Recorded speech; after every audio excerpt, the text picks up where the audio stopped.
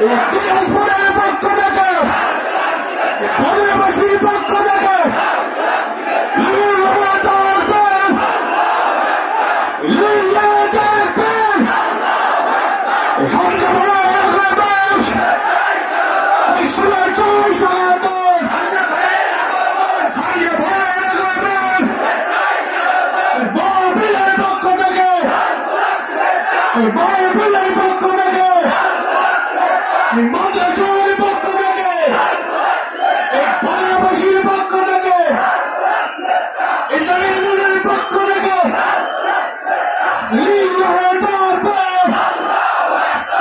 সবাই তো ভাই আমার, আপনারা কি কেমন মানুষ?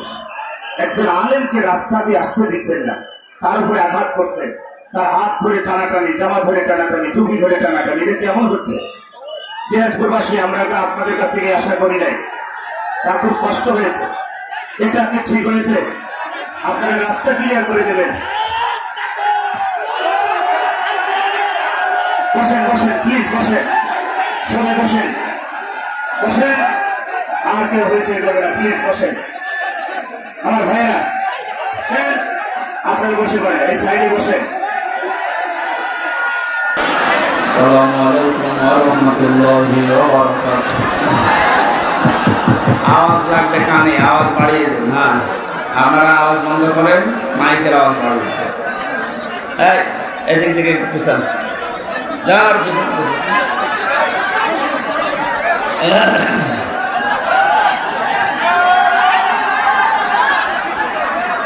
আলহামদুলিল্লাহি রাব্বিল মাশরিকাইন ওয়া রাব্বিল মাগরিবাইন আল্লাযী খালাকা কুল্লা শাইইন যাওজাইন ওয়া আওজাবা আলাইনাল ইহসানা বিল ওয়ালিদাইন ওয়া নাশহাদু আল্লা ইলাহা ইল্লাল্লাহু ওয়াহদাহু লা শারীকা লাহু وأشهد أن محمدًا عبده ورسوله سيد الكونين صلى الله عليه وعلى آله وصحبه وأتباعه أجمعين ليلا ونهارا في الطرفين. পরিবেশ হলে বলেন তো, ক্যামেরা দেখতে পাচ্ছেন না? কালকে সারা দেশে যাবে, মানুষ জানবে যে এলাম লোক এরকম।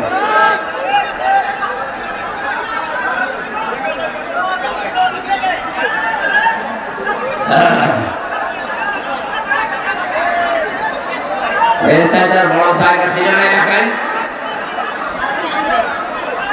এখানে দিয়েছেন কেন?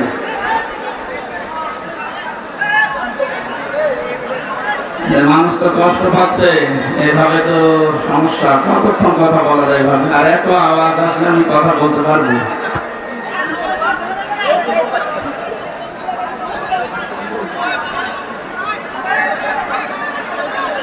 যারা দূর থেকে কালেমা পড়েছে, মুসলমান হয়েছে অলরেডি, তারা এখন আস্তে আস্তে চলে এসেছে স্টেজে, আমরা ওয়েলকাম জানাচ্ছি ইসলামে। আল্লাহ তাদেরকে যেন হায়াতে তাজ্জেবা সিহাতে করলে দান করেন, বলেন আমিন।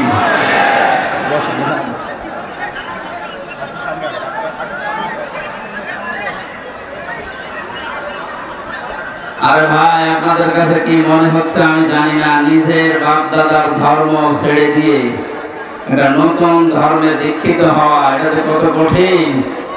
আপনাকে যদি বলা হয় যে সারা বাংলাদেশ দিয়ে দেবো, আপনি অন্য ধর্মে জানতেন যাবে? আপনার কি ইমান আছে? 10 টাকা পেলে আপনি লুকিয়ে ফেলেন। এইরকম ইমান নিয়ে যদি নিজের ধর্ম ইসলাম বাদ দিয়ে অন্য ধর্মে যাওয়া কঠিন হয়, তো ওনাদের কাছে তো এরকম কঠিন হয়েছিল। সব কিছুকে বাদ দিয়ে আল্লাহর জন্যে পৃথিবীর শ্রেষ্ঠ ধর্ম, শান্তির ধর্ম ইসলামে যারা এসেছে, আমরা তাদেরকে ওয়েলকাম জানাচ্ছি, স্বাগতম জানাচ্ছি, মারহাবা জানাচ্ছি। আল্লাহ রাব্বুল আলামিন যেন জান্নাত জীবন এবং আমল হলে দরকার পাওয়া যায়, সেই যোগ্যতা তাদেরকে দান করেন। সবাই বলেন আমিন। আপনারা কথা বন্ধ করেন। এরা নতুন ধর্মে এসেছে, এটা খারাপ ভাববে না বলেন? কথা বলতে পারে।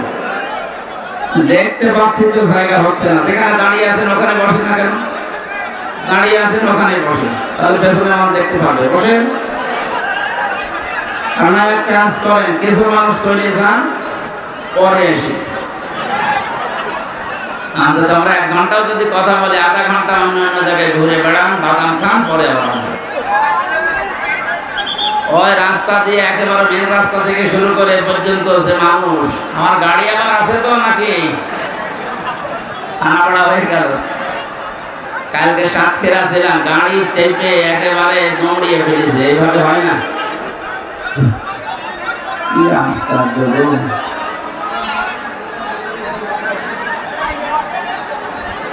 আরে ভাই, আমরা না তো এখন নতুন মানুষ এসেছে এখানে, তো চুপ করবে। ইসলাম একটা শান্তির ধর্ম। এই যদি হয় অবস্থা বিশৃঙ্খলাতে, কি ভাববে? বলবে কোন ধর্মে আসলাম? চুপ করেন।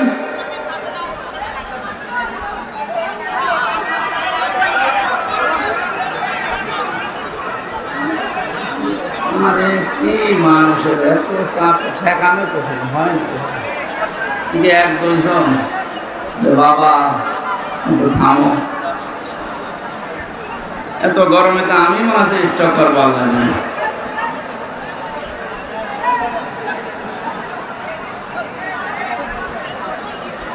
এত আওয়াজ আসলে তো আমি কথা বলতে পারবো না, আমি শেষ করে দিই, হবে না?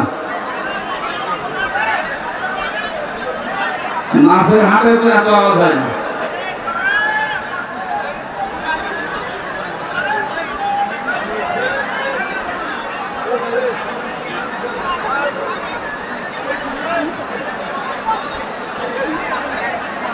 হ্যাঁ, এমনি কথা বলছে। বিভাগের লোককে একটা উল্টাপাল্টা নাম দিয়ে মানুষ ডাকতো, আমি খারাপ ভাবতাম না, এই নাম দিয়ে ডাকা এটা ঠিক। এখন দেখছি যে এমনি ডাকে না, তো অবশ্য ঠিক। তার মানে এই নামে ডাকলে আপনার ভালো লাগে না? একটু বসেন ভাই, আমি হাতে পায়ে ছেড়ে ধরছি, বসেন, একটু বসেন, ওই জায়গায় বসেন। স্টেজে জায়গা থাকলে আমাদের ডাক দিয়ে নিতাম, এখানে ভেঙে যাবে। বসেন, ওখানে বসেন।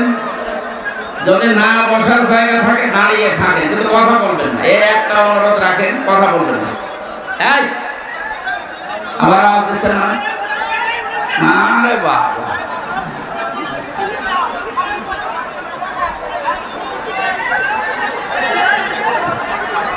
না, মাহফিল এখন থেকে বন্ধ করা লাগবে, আর হবে না।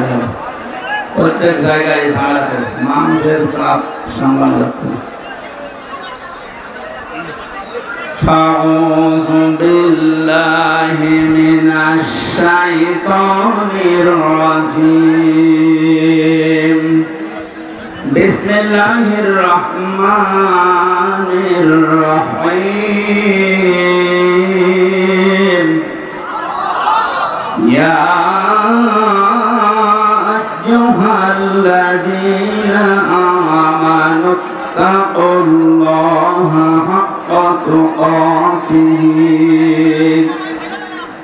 ولا تموتن إلا وأنتم مسلمون.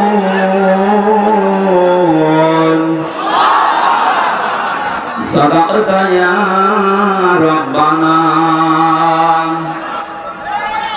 عن أنس رضي الله تعالى عنه قال قال النبي صلى الله عليه وسلم من مات لم يخز ولم يحدث به نفسه مات على شعبة من النفاق إلى آخر الحديث.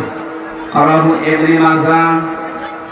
وقال تعالى في شان حبيبي إن الله وملائكته يصلون على النبي يا أيها الذين آمنوا صلوا عليه وسلموا تسليما. اللهم صل على محمد وآله وصحبه وبارك وسلم. আলহামদুলিল্লাহ। দিনাজপুর জেলা নবাবগঞ্জ না, নবাবগঞ্জ থানার অন্তর্গত ভাদুড়িয়া বাজার আল জামিয়াতুল ইসলামিয়া মসজিদিয়া হাফিজিয়া মাদ্রাসা মসজিদ ও এতিমখানার উদ্যোগে নবম বাৎসরিক ঐতিহাসিক তাফসীরুল কোরআন মাহফিলের সম্মানধন্য সভাপতি আমার আরাফাতের ভাই জনাব আলহাজ সৈয়দ মোহাম্মদ মোরসালী, সহ সভাপতি আলহাজ মোহাম্মদ তসলিম উদ্দিন মাস্টার, প্রধান অতিথি এলাকার কৃতি সন্তান বিশিষ্ট সমাজসেবক জনাব মাহবুব আলম, আতালাল্লাহু উমরাহু ওয়া বারাকাল্লাহু ফি হায়াতি, বলেন আমিন। আমার আগে যারা কথা বলেছেন আপনাদের দিনাজপুর জেলা জামাতের শ্রদ্ধাভাজন আমির, আবার তো বন্ধ হয়ে গেল, তাড়াতাড়ি করেন।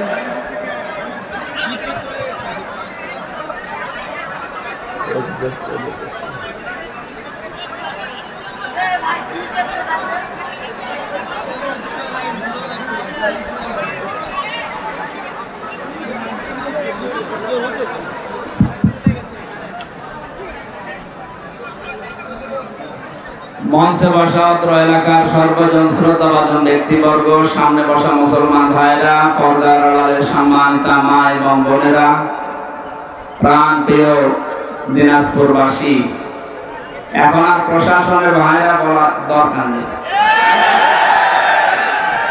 এই মাহফিলটা কয়েক মাস আগে এখানে হওয়ার কথা ছিল, আমি এসেছিলাম, 2-3 ঘন্টা বসেছিলাম, উঠতে দেয়নি। কমিটির লোকজন আমার সাথে আজকে আসার সময় বলছিল, থানার যে দায়িত্বে ছিল অফিসার ইনচার্জের সময়, তার কাছে ইমাম সাহেব গিয়ে বলেছে যে অন্তত আধা ঘন্টা সময় দেন, আমরা কোরআনের কিছু কথা শুনে মোনাজাত করে চলে যাই। উনি এমন একটা কথা ওনারে শুনিয়েছে যেটা আমার বলতেও ঘৃণা লাগছে। ওরা মুখ দিয়ে বলার কথা না, ওই লোকটার না জন্মের ঠিক নেই, আমরা ওই কথা বলতে পারি? ওই ইমাম সাহেবকেও যদি 1-2টা গালি দিয়ে তাড়িয়ে দিত তাও মেনে নিতাম। ওর বউকে তুলে গালি দিয়েছে, তো তোর স্ত্রীর ওই জায়গায় মাহফিল ঢুকিয়ে দেবো। কি অবস্থায় ছিলাম বলেন তো আমরা। আর জালেমরা দাবি করতো যে আমরা স্বাধীন, স্বাধীন তো ছিল জালেমরা। এদেশের মুসলমান যারা আমরা সব ছিলাম পরাধীন। যে কথাটা বললাম এটা কি মুখ দিয়ে বলার মতো কথা? আমার ওই রিমান্ডের মাঠে নিচে নিয়ে কথা জানিয়েছিল, যা বলছি যদি না বলিস তোর বউ তুলে নিয়ে আনবে, এরকম কথা আমারও বলছে। আমরা আরো নিকৃষ্ট কথা বলেছে, ওগুলো তো বলার মতো না। এই জন্য বলছি যে অবস্থায় ছিলাম, বিশাল একটা পাথর আল্লাহ বুকের উপর থেকে সরিয়ে দিয়েছে।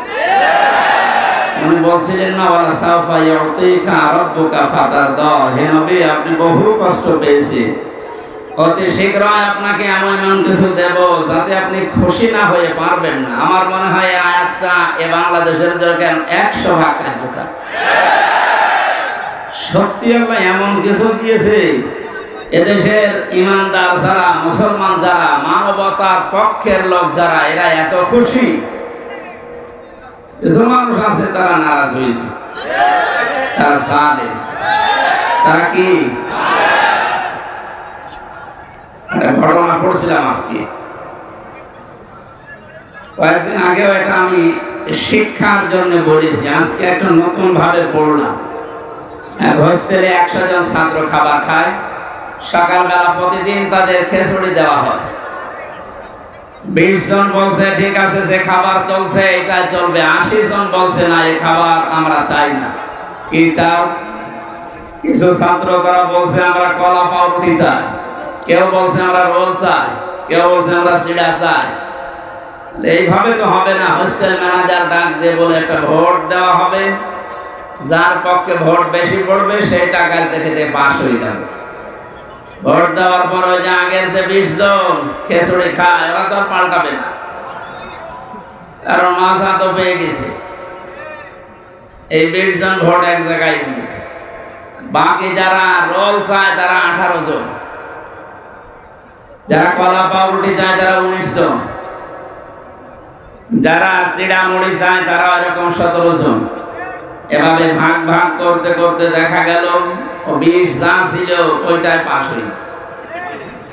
এদিকে লোকজন কতজন বলেন না কেন? আর ওরা কয়জন? এখন কিন্তু বর্তমান এটা চলছে। আগস্টের 5 তারিখের পর থেকে আজকের এই 12 তারিখ, 1 মাস 7 দিনে এখনো পর্যন্ত অনেকের সভাপতির উদয় হচ্ছে না। এরা এখনো পর্যন্ত ওই সেই ছোটখাটো বিষয় নিয়ে এখনো গন্ডগোল মারামারিতে লিপ্ত আছে। এভাবে করতে থাকেন 80 জন আমরা, তারপরেও কিন্তু পাশ করা যাবে না। ওই 20 জনেই তাদের আগের ওইটাই পাশ করে ফেলবে। আমি কি বোঝাতে চাই বুঝেছেন নাকি আন্দাজে? যাতে মাথা হলে তাহলে ঠিক আছে। এই জন্য আমাদের এই দেশে এখন যে দুর্বিসন্ধি চলছে, বিশেষ করে দাদা বাবুরা কিন্তু চেষ্টা চালাচ্ছে আমরা যেন 80 জন এক জায়গায় হতে না পারি। জেলখানায় আমি 3টা বছর মাওলানা মামুনুল হক আমার পাশে ছিল। মাঝে মাঝে আমাকে বলতো, হামজা বাইরে থাকতে কি ভাবতাম, আমার ভেতরে এসে কি শুরু হইল। আমরা কি মনে করতাম, আমার বাস্তবতা আসলে কোথায়। আমরা মারামারি করেছি টুপি নিয়ে, কয় কলে টুপি মাথায় দেবো আমি এই নিয়ে, হাত বাঁধবো না হাত ছেড়ে দেবো, মোনাজাত করবো না মোনাজাত হাত ছেড়ে দেবো, এই নিয়ে গন্ডগোল করি আমরা। আর এখন দেখছি ওরা কোথায় পৌঁছিয়েছে। ওরা সংখ্যায় বেশি না 20 জন, কিন্তু আমরা 80 জন হওয়ার পরেও পালিয়ে পালিয়ে বেড়াই, মার খায়। জেলের ভেতরে শুধু আটক করে রাখে না, সবচাইতে বেশি কষ্ট দিয়েছে এই জালেমেরা আলেমদেরকে। কত মার্ডার মামলার আসামি দেখলাম রাজার হালে ভেতরে খাচ্ছে, ঘুরছে, মাস্তানিও করছে। আর আমরা 76 জন আলেম এক জায়গায় ছিলাম। আমাদেরকে যে কি কষ্ট দিয়েছে, যোগাযোগ বিচ্ছিন্ন, মানবতা বিরোধী অপরাধ বলে ওরা খুঁজে পায় না। ওরা মানবতা বিরোধী অপরাধের বিচার করে, এই আয়না ঘরের সাথে যারা জড়িত সব চাইতে মানবতা বিরোধী অপরাধের সাথে শামিল না এরা। আপনি যে খুঁজে পান না যে কি দোষ আমার। গতকালকে ওর ছেলে নাম নিতে আমার কেমন লাগে, মা স্ট্যাটাস দিয়েছে যে দেশের মানুষ আমার মাকে কুকুরের মতো তাড়িয়ে দিল। বাঘের মতো তাড়াবে, কুকুরের মতো তাড়িয়েছে, কপাল ভালো। আর 4.5 থেকে 5 মিনিট হলে কেল্লা ফটো হয়ে যাবে। ওইটা নিয়ে নুন দিয়ে দুধ দিয়ে ভাত খাওয়ার কথা বলতো না মাঝে মাঝে।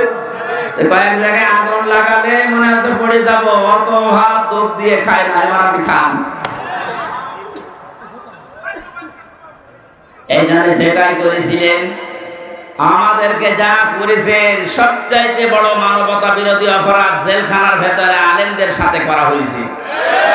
7 দিন পর পর সরকারি মোবাইল এবারে টেলিফোন দিয়ে কথা বলতে দেয়, বাড়িতে যোগাযোগ করে মুকিলদের সাথে। অথচ আমাদের এই 76 জনকে একেবারে বিচ্ছিন্ন, মোবাইল তো নেই। 2 দিন 1 দিন পরে পরে এসে চেকের নামে উল্টা পাল্টা করে এমন কষ্ট দিত। আর অধিকাংশ গুলো অমুসলিম, মুসলমান হলে তো একটু মায়া দয়া পেতাম। সুভাষ চন্দ্র বসু, সুব্রত বালা, আর বাকিগুলোর নাম আমার অনেকের মনে নেই। সেই কয়েকটা ডিউটিতে পড়তো, অধিকাংশ গুলোই অমুসলিম। ও আলেম আর জালেমের কাছে শোনা। ও তো আর হুজুর বোঝে না, খেজুরও বোঝে না, মনে করো সবই এক। টাকা দিলে ভালো, টাকা না দিলে আপনি কালো। এই অবস্থায় যা অত্যাচার চালিয়েছিল, সেজদায় পড়ে পড়ে আলেমরা যখন কাঁদতো, পানিগুলো যায় নামাজের এই জায়গাগুলো শুধু ভেসে না, আল্লাহর আরশ পর্যন্ত কেঁপে গেছে। আমার মনে হচ্ছে শুধু ছাত্র জনতার মাধ্যমে আল্লাহ জালেমকে বিদায় করেনি। এই 5 তারিখের আগ পর্যন্ত আল্লাহ আবাবিল পাখির মতো এই পৃথিবীতে বাংলাদেশ এই জায়গায় আল্লাহ ফেরেশতাও পাঠিয়েছিল। 16 বছর কম চেষ্টা করে না এদেশের মানুষ, এক চুলো নড়াতে পারে না জালেমকে। আল্লাহ পাক বলেন, ইন্নামা নুমলি লাহুম লিয়াজদাদু ইসমা। ওদের পাপের বোঝা যখন পরিপূর্ণ হয়ে যায়, ওয়ালাহুম আযাবুম মুহিন, তখন ওদেরকে অপমানজনক শাস্তি দিয়ে ঘিরে ফেলি। এই আয়াতটাতে কত বাস্তব এর প্রমাণ কালামানিক। ওর বিসি পর্যন্ত উড়িয়ে দিয়েছে, নে বা সংসার কর। তাকে তালিকা করেছিলেন আলেমদের 116 জনের, তার ভিতরে আমার নামও ছিল। আমার মনে হয় এখন আমরা যে অবস্থায় আছি, আমরা এখন এই সালেমদের তালিকা করব।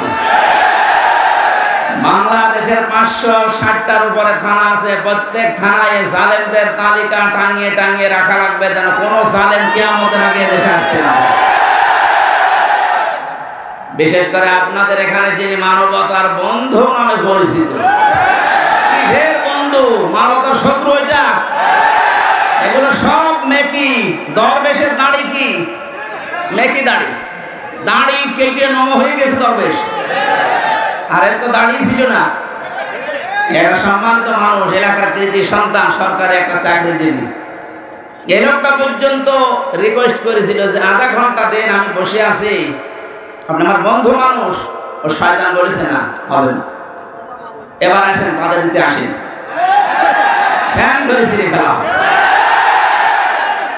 বাংলাদেশের গোয়েন্দা বিভাগের সর্বোচ্চ পর্যায়ে এখন যিনি আছেন প্রধান, আমাকে কয়েকদিন আগে কল দিয়ে বলছে, হুজুর যেখানে সেই ফোর্সে কথা বলা দরকার কোরআনের বলতে থাকবেন, কারো অনুমতি নেওয়ার দরকার নেই, কোনো বাধা নেই। যদি কোনো মহারথী বাধা দিতে আসে শুধু নামটা টুকে রাখবেন আর আমারে জানাবেন, ও দেশের যেখানেই থাক ঠ্যাং ধরে ছিঁড়ে ফেলবেন। বললাম স্যার আপনি ছিলেন কোথায়? আমি কিছুদিন আগে দায়িত্ব পেয়েছি, আমি একজন মুসলিম, মুসলমানের যা কাজ আমি ইনশাআল্লাহ তাই করব। অন্যান্য ধর্মের অনুষ্ঠানে যদি অনুমতি না লাগে, মুসলমানের কোরআন প্রচার হবে, এখানে অনুমতি লাগবে কোন কারণে? আর অনুমতি যাদের কাছে নেওয়া হয় মানুষের কাতারে পড়ে। দেখলেন না ওসি কি বলেছে হুজুরকে, যে তোর স্ত্রীর ওই জায়গায় মাহফিল চালিয়ে দেবো। এই কথা বলার মতো?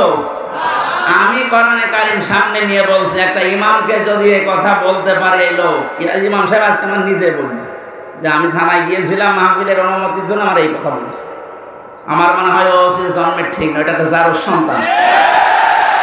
কোথায় মনে হয় বদলি হয়ে চলে গেছে, যেখানে যা করে খুঁজে বের করা হবে।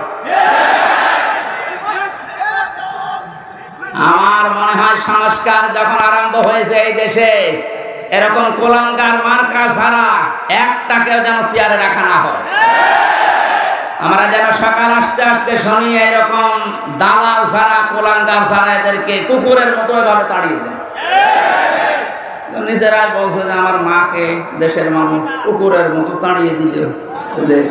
আপনার অনুসারী যারা আছে তাদেরকে কুকুরের মতো দেশের জনগণ তাড়িয়ে দেবে। কারণ এদেশে আপনি যাই করেন কোরআনের বিরুদ্ধে যে টিকে থাকতে পারবেন না। এজন্য আগামীতে যারা আসবেন, সে যে আসবে, তাদেরকেও যেন সতর্ক থাকা লাগে, বা তারা যেন সতর্ক থাকে যে কোরআনের বিরুদ্ধে অবস্থান নিলে কিন্তু তার কপালে জালেমের মতো পড়বে। আল্লাহ সাফা ইয়াতিকা রাব্বুকা ফাতারদা, হে নবী অতি শীঘ্রই আপনাকে আমি এমন কিছু দেব, দেখাবো, আপনি খুশি না হয়ে পারবেন না। এই আয়াতটা যখন আল্লাহ আমাদের নবীকে শুনিয়েছে, শুধু নবী না, কিয়ামত পর্যন্ত নবীর উম্মতদের জন্য ওই আয়াত। সুতরাং আমরা খুশি না বেজার? বলেন। এখন আবার অনুমতি লাগবে নাকি? কার কাছে অনুমতি লাগবে? আসেন আপনি।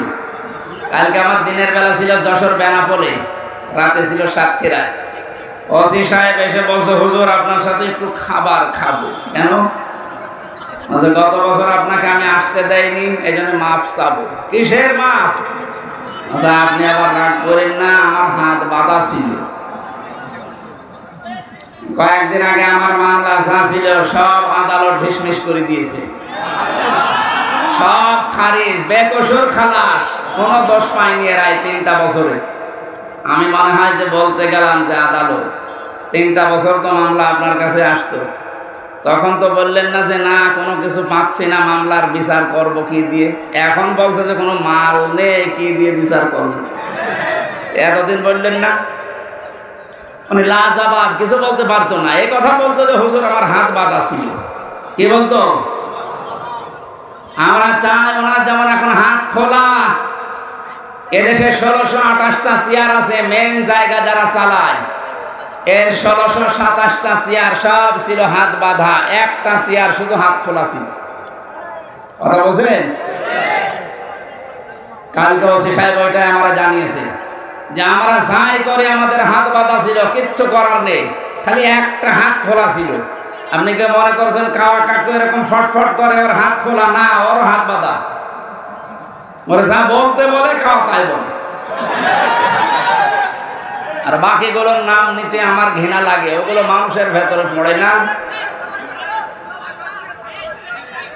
সুতরাং আমরা বৈষম্য বিরোধী ছাত্র আন্দোলনের মাধ্যমে যে স্বাধীনতা পেয়েছি, 9 দফা দাবি। কয় দফা?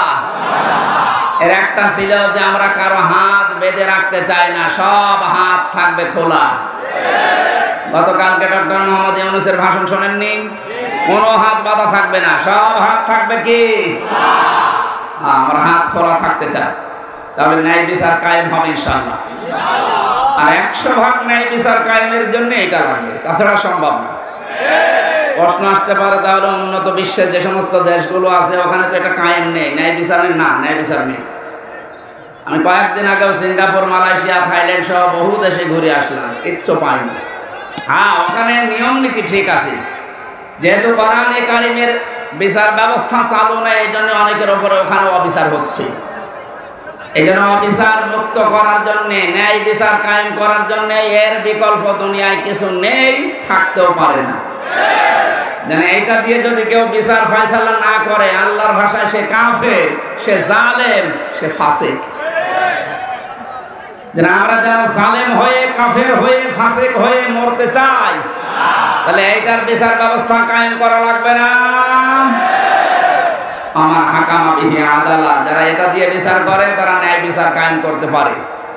আরে ভাই, 53 বছর তো আপনি দেখলেন যে কেমন লাগে দেশটা। বাবা চালিয়েছিল, দুর্ভিক্ষে মানুষ মরিছে, স্বামী চালিয়েছিল, চাচা চালিয়েছিল, আপনাদের এই কথা বলেন না, আপা চালিয়েছে, ভাবি চালিয়েছে। কাঙ্ক্ষিত মানে শান্তি আমরা দেখতে পাইনি, আর পাওয়া সম্ভব না। এখন শুধু দেখতে বাকি আছে আল্লাহর এই কোরআন দিয়ে 56,000 বর্গ মাইল চললে কেমন দেখা যায়।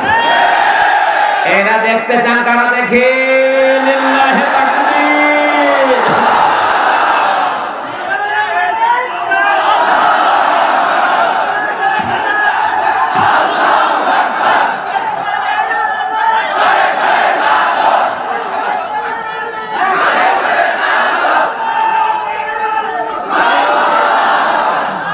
আলহামদুলিল্লাহ,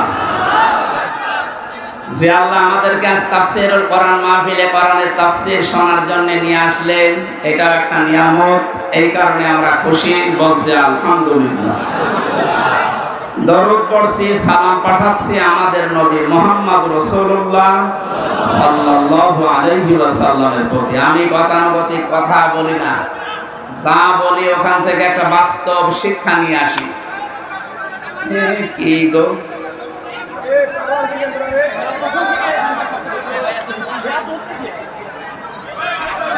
মনে হয় রংপুর বিভাগের মানুষেরা না, এরা মনে হয় রাজশাহী বিভাগের। রংপুর বিভাগের মানুষ সব মফিজ, এরা নরম সরল, এরা সরল সোজা। এ কোন বিয়া তো বেশি চাল আছে। দেখেন, তোরা জিজ্ঞাসা করেন তো কোন জেলায় বাড়ি, ধরেন ধরেন। সুবহানাল্লাহ, আলহামদুলিল্লাহ, লা ইলাহা ইল্লাল্লাহ, আলহামদুলিল্লাহ, লা ইলাহা ইল্লাল্লাহ, সুবহানাল্লাহ, আলহামদুলিল্লাহ, লা ইলাহা ইল্লাল্লাহ, মুহাম্মাদুর রাসূলুল্লাহ। আর কারো কথা আছে? এবার চুপ করে, আমরা কোরআনে প্রবেশ করছি। বিশ্ব নবীকে আল্লাহ পড়া কোরআন শরীফে 7টা নামে ডাক দিয়েছেন। এখানে আলেম নেই? আছে, আলহামদুলিল্লাহ। ওরা আলেমদেরকে বলছি, এই 7টা নামের ভেতরে সর্বপ্রথম যে নাম ধরে ডাক দিয়েছেন নবীজিকে, 1 নম্বরে বলেছেন ইয়াসিন। ইয়া হরফে নেদা, ইয়া মানে হে, সিন মানে সাজ্জেদ। তাফসিরে কাবিরে আল্লামা ফখরুদ্দিন রাজি রাহমাতুল্লাহ আলাইহি উনি 5টা অর্থ দিয়েছেন এই সিনের।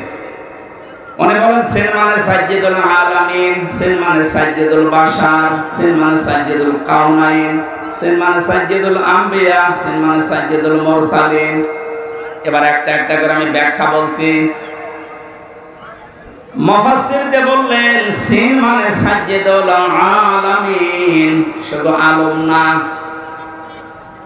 আল্লাহর ঘোষণা দেওয়ার নেতা এই দুনিয়ায় মাত্র একজন।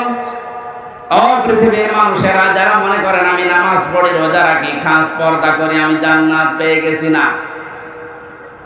আপনার যদি চরিত্র ঠিক করার জন্য এই পৃথিবীর ময়দানে যাকে আদর্শ মানা লাগবে, নেতা মানা লাগবে, ওই লোকটা যদি আপনি ঠিক করতে না পারেন, আপনি কোনোদিন জান্নাতে যেতে পারবেন না। এটা যদি শুধু দুনিয়ার বিষয় হতো, কসম খোদা আমি বলতাম না এটা সরাসরি সম্পর্কিত আল্লাহ আখিরাতের সাথে। এবার আপনি মিলাবেন, শুধুমাত্র আলম যদি আল্লাহ দিতেন, তাহলে পৃথিবীর 228টা